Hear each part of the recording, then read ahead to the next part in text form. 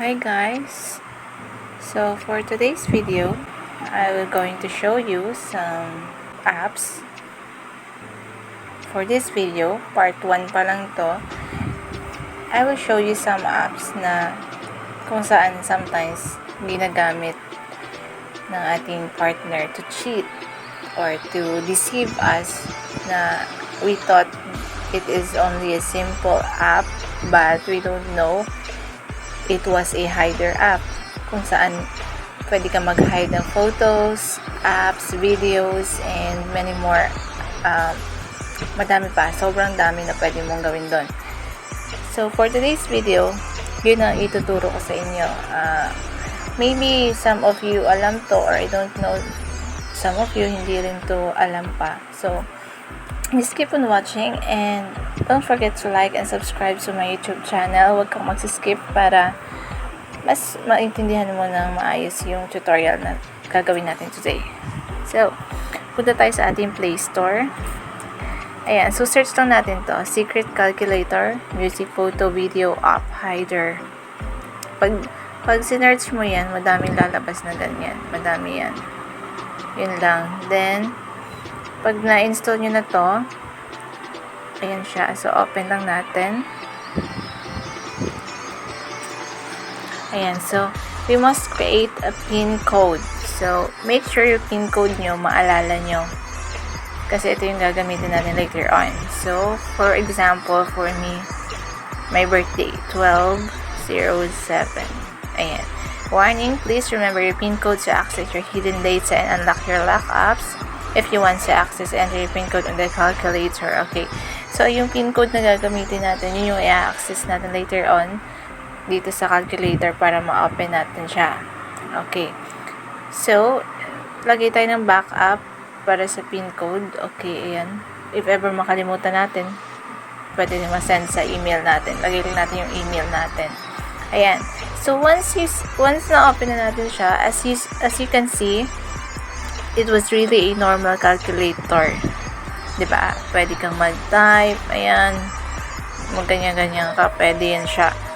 But, hindi natin alam, diba? So, kunyari ako nag-cheat ako or kung ano mang purpose ko, diba?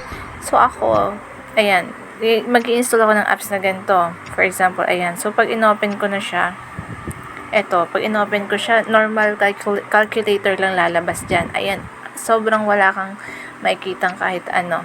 Wala kang, kahit anong gawin mo, wala kang makikita. So, yung PIN code na ginamit natin, yun yung italagay natin. Ita-type.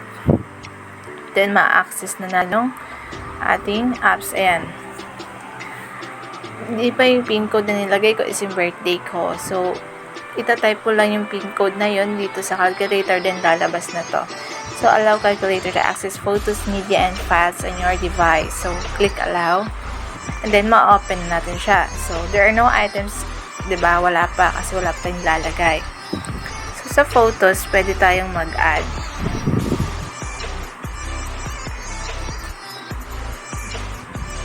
So, later on, lalagyan natin yan para mas makita nyo. So, punta muna tayo sa ating settings.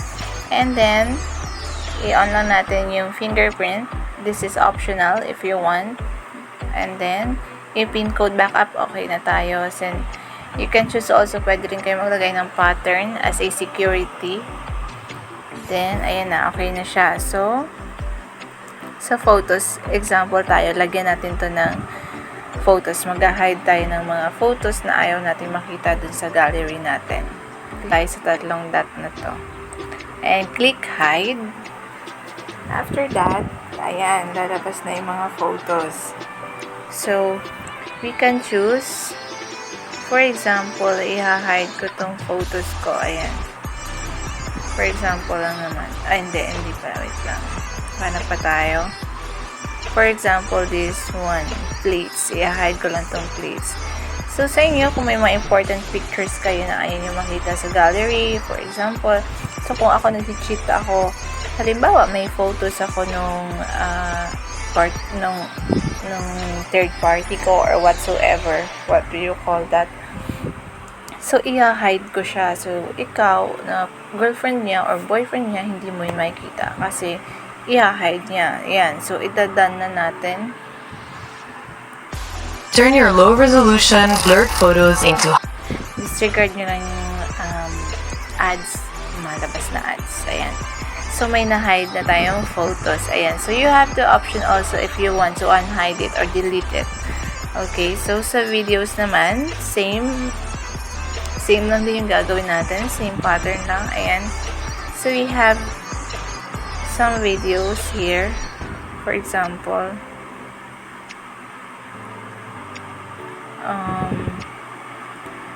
I want to hide some photos here. Let's see. For example, this one. For example, this one. You have the record of a video call with your third party, or kung nag-cheat ka. So, for example, this one, i-hide ko siya. So, it's done. So, ayan, wait lang tayo. Okay, skip lang natin yung ads. It's normal kasi nakabukas yung wifi ko. Ayan, so I hide one video. This is only an example. Ayan.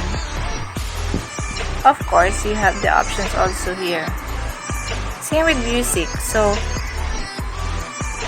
dito naman sa apps, we have also the choice kung pwede natin i-lock yung app dito. Halimbawa, i-messenger live natin or mga private accounts natin na gusto natin i-hide na ayaw mong nakikita ng iba. So, pwede natin itago. For example, messages. Itatago natin yung messages. I-lock natin. So, click permit. So, pwede rin natin ma-open or ma-hide yung ibang apps. Okay, wait lang. Let's go back. Allow usage access. So, you can lock your apps. Just permit.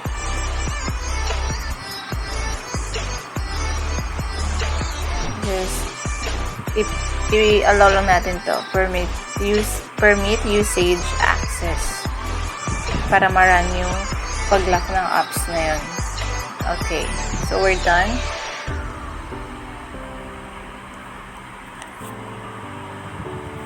So, ayan. Nakalock na yung messages. And also, pwede ka pang maglagay ng kahit anong apps na gusto mong i-lock. Okay na siya. Ayan na. So, pag nag-back naman tayo, ganito na naman yung itsura niya. So, if you want to see again kung ano yung mga naka-hide na apps, photos, and videos dito sa calculator na to, so, just type your PIN code, then lalabas na siya. Ayan. Ayan.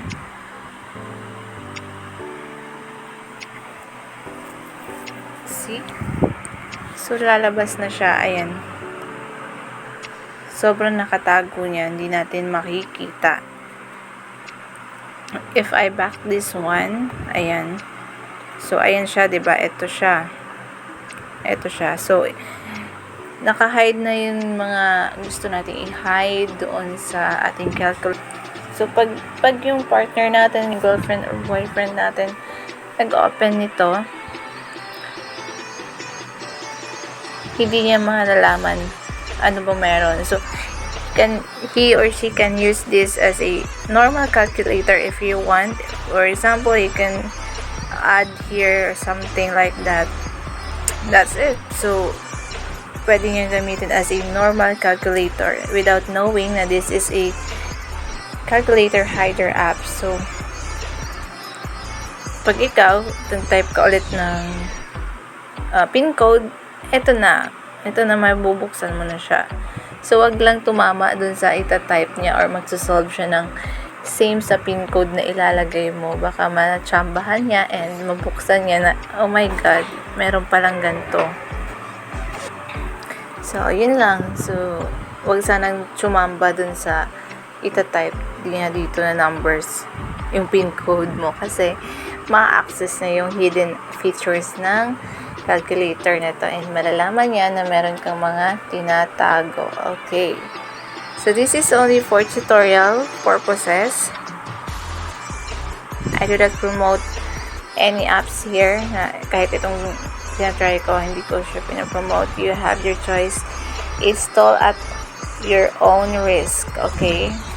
I'm just doing this for tutorial and for some information. Maybe it would help you. Maybe your partner have this on their phones without you knowing. This could be a cheating apps for them. Useful apps for them to cheat. Ayan. Or maybe you can use this as a private purposes. For your private purposes na may mga gusto kang i-hide na videos, photos, and whatsoever na ayaw mong makita ng ibang persons. Yun lang. So, I hope you like this video, and don't forget to like and subscribe again to my YouTube channel. So, I will put down here on the link below in the pinned comment. Meron din ako ilalagay for the part 2 soon ng mga ganitong klaseng apps for you to be aware. Ayun. So, thank you so much. So, ila-unlock ko lang itong aking messages kasi this is for tutorial lang naman. Ayun. So, I hope you like this video. Thank you so much for watching and listening. So, sana hindi pa kayo magsawang manood ng aking mga tutorials. So, if you have a comment, suggestion regarding sa videos na to, and may mga gusto pa kayong malaman na tutorials, just comment down below and we'll try to create a new one for you. Thank you so much. God bless you all, and bye.